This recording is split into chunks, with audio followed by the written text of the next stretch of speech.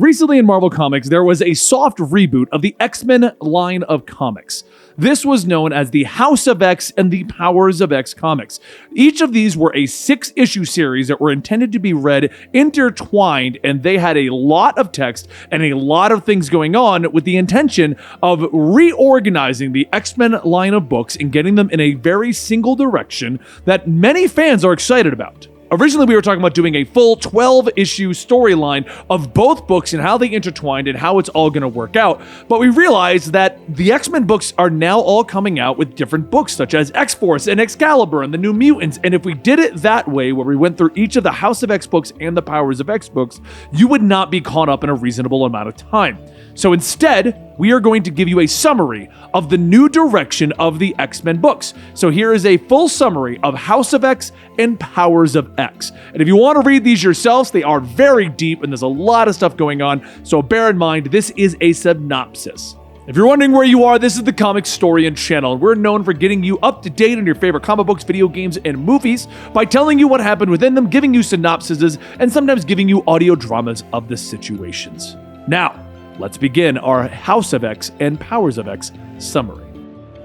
This is the beginning. On a sunny day, Charles Xavier sits on a bench, watching families enjoy a carnival at Oxford University. He stares briefly for a moment until the realization of the future comes to his mind. The thought makes him smile, but his moment of quiet clarity is interrupted as a young woman comes over to speak to him. She introduces herself as Moira and asks what made him smile just now. When he tells her that he dreamt of a better world, Moira explains that it wasn't a dream. She offers to have Charles read her mind so that he can see all that she has seen. In her first life, Moira was a teacher. She had a husband and child and lived a long and happy life, but she had no place in the larger world of mutants and heroes, and she died quietly at the age of 74. Yet once she died, Moira's second life began. She awoke once more in her mother's womb, fully aware of the life that she had just lived.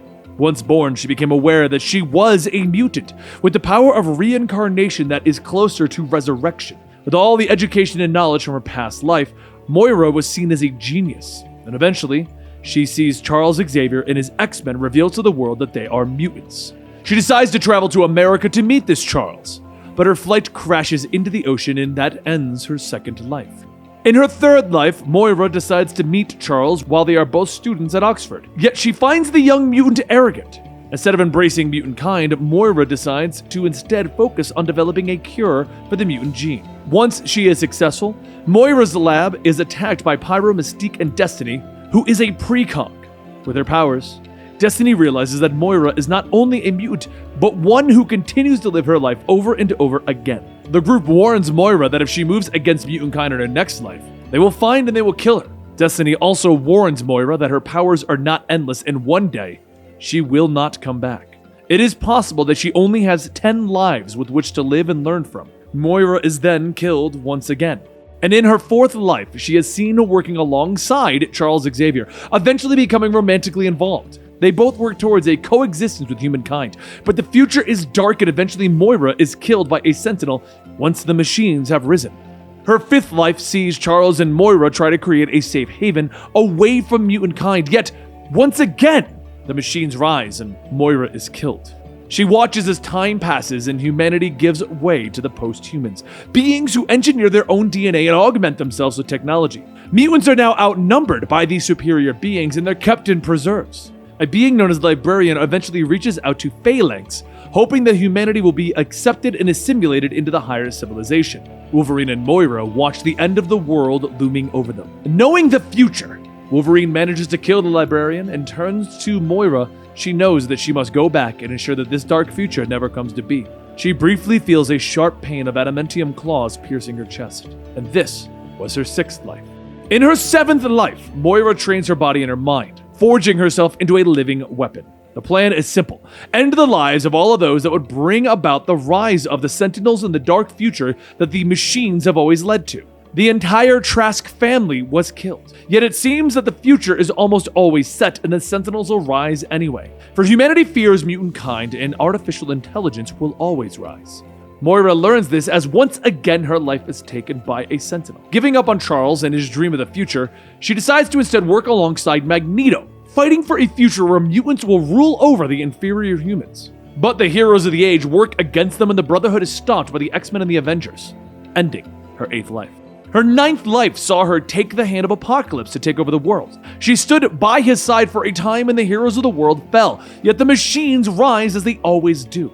100 years in the future, the world of man is ruled by Nimrod the Lesser, who has created an army of Sentinels. Few mutants remain. Some are from before the war, but others are known as chimeras, hybrids that were created by Mr. Sinister by splicing together DNA. Apocalypse leads his X-Men on an assault against the Church of Ascendancy, hoping to recover and gain information on the crystal. One by one, the X-Men fall, and only Wolverine and Apocalypse return to Asteroid K, the last remaining mutants. Yet the mission was successful, and the information crystal details the rise of Nimrod and his forces. Wolverine then moves to awaken Mother Akaba, and Moira is brought out of stasis. With the knowledge of when and how Nimrod will rise, Apocalypse orders Wolverine to kill Moira, sending her to be reincarnated with this new knowledge, thus ending the 9th life.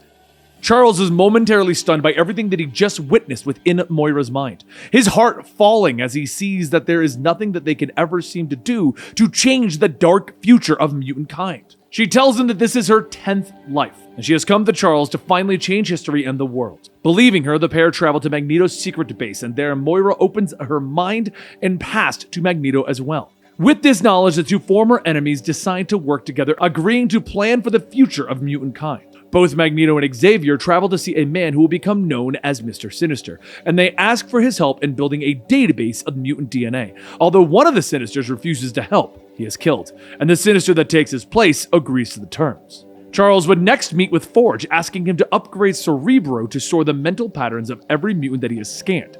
Though Forge is hesitant and believes that he doesn't have the technology, he eventually agrees.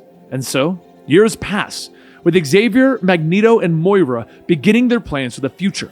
And eventually, Charles arrives on the island of Krakoa with Cypher, a mutant who has the ability to understand any form of language. He is left on the island to develop an understanding with it and allow the rest of the mutants to communicate with it. And with this, the island sets up several systems to allow mutant kind to live within it. Next, Charles and Magneto approach Emma Frost, hoping that the Hellfire Club will aid them in their plans. Charles also offers her a position within the council to decide the laws of the nation of mutants. And once Emma agrees, Charles uses Cerebro to call forth the mutants of the world, telling them that they have a safe place to live on in Krakoa. Members of the X-Men bring flowers from Krakoa to several parts of the world, and the flowers bloom and create various habitats around the world, as well as portals to Krakoa itself. With their systems finally in place, Charles then uses Cerebro to make an offer to the world. He tells the world that the island of Krakoa is a sovereign nation of mutants from this moment on, and those that recognize this new nation will be offered drugs and other things that will help make mankind healthier and happier. Due to this, a group of humans who refer to themselves as Orcus believe that they are the last hope for humanity, and they travel to the Forge, which is built from a mother mold and orbits the sun. Magneto then sends teams to gather information on the Orcus and the Forge. Sabretooth, Toad, and Mystique break into damage control database, and unfortunately the mission goes south and Sabretooth kills several soldiers. Though the others have escaped back to Krakoa, Sabretooth is detained by the Fantastic Four. Cyclops arrives, citing that Creed has a diplomatic immunity and wishes to take him back to Krakoa, but the Fantastic Four refuse, and for a brief moment, it looks like there may be a fight between Cyclops and the Fantastic Four, but Cyclops decides against it, allowing the team to take the villain. Eventually, Sabretooth is pardoned for his crimes and brought back to Krakoa, and with Krakoa in its infancy, Magneto and Charles call Cyclops to them, sharing their fears that the Mother Mold will bring about the Sentinels. Cyclops agrees and puts together a strike team to assault the Forge. The X-Men arrive at the Forge, assaulting the base. However, the ship that they used to get there and would have used to return is destroyed by a suicide bomber in the assault. So the X-Men move through the base, falling one by one as they attempt to destroy the control collars that hold the base in orbit. Wolverine and Nightcrawler give their lives to destroy the last collar, completing the mission. And in the final moments, Cyclops is executed, and Jean floats through space in an escape pod, suddenly attacked by Sentinels. However, back on Krakoa, it's revealed that a group of mutants known as the Five are able to resurrect dead mutants, and the X-Men are reborn within Krakoa. And Storm announces to the gathered crowd that the Five allow them to defeat death. And at the same time, Krakoa is recognized by the UN as a sovereign nation. A few days later, the other members of the council arrive on Krakoa, and while they are mostly former villains of the X-Men, they will now be allowed to take part in planning the future. The Quiet Council comes together, deciding for the first time the laws of Krakoa. And the first of the 3 laws are as follows. Mutants must create other mutants. Mutants shall not murder humans, and the land of Krakoa must be respected. With this done, they pass judgment on Sabretooth, finding him guilty and sentencing him to exile within Krakoa.